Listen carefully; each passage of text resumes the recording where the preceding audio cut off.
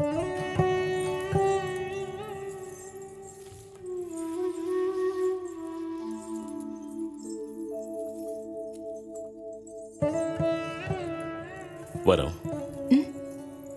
ఈరోజు నాటకంలో బ్రహ్మాండంగా నటించావు. అద్భుతం అనుకో.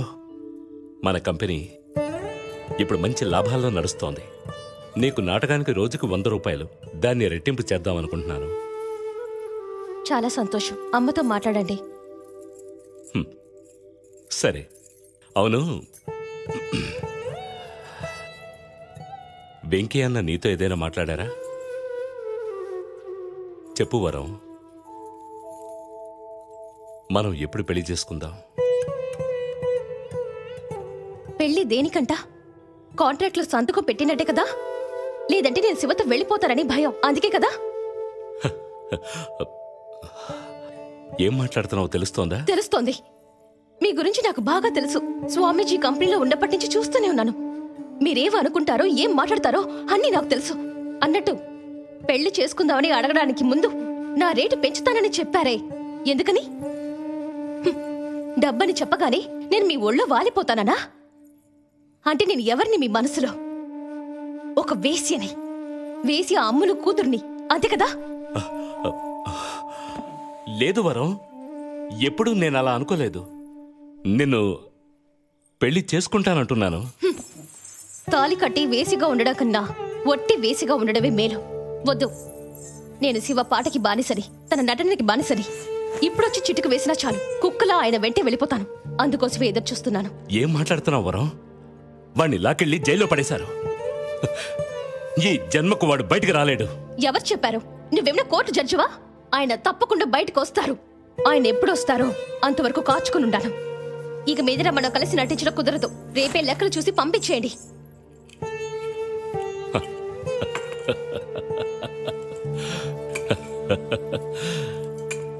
అలా నువ్వు అనుకోగానే వదిలి వెళ్ళలేవు వరలక్ష్మి.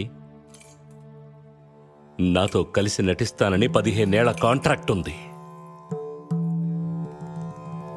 పెడతానంటే వదిలేస్తానా? పోలీసులతో చెప్పి నిన్ను లోపలతో ఇస్తాను. బెదిరించాలని చూస్తున్నారా? పోలీసులు తీసుకెళ్లి జైల్లోనే కదా పెడతారు. పర్వాలేదు, శివరాంతో పాటు ఉంటాను.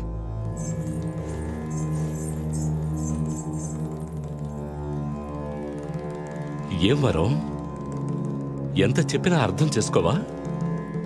శివ శివ శివ, ఎప్పుడు చూసినా శివ, అన్నిటికీ శివ. అంతగా వాడు నీకేం చేశాడు? బిచ్చగత్తిగా వచ్చిన నిన్ను గానకోకిల వరలక్ష్మిగా మార్చింది ఎవరు? మలేషియా, సింగపూర్, కొలంబో ఇలా అన్ని దేశాలకు నిన్ను నాతో తీసుకువెళ్లి వరలక్ష్మి వరలక్ష్మి అని నీ పేరు మారుమోగేలా చేశానే. ఏ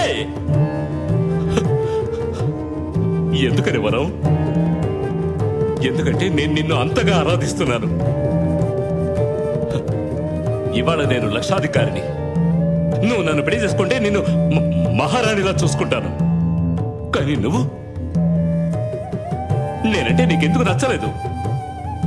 చెప్పు వరం, నేనంటే నీకెందుకు నచ్చలేదు? నాకు తెలిసి తీరాలి. మహారాణిగా ఉండడం జీవితం కాదు, మనసుకు నచ్చిన వారితో ఉండడమే జీవితం. ఇక నన్ను బలవంత పెట్టకండి, నన్ను వదిలేయండి.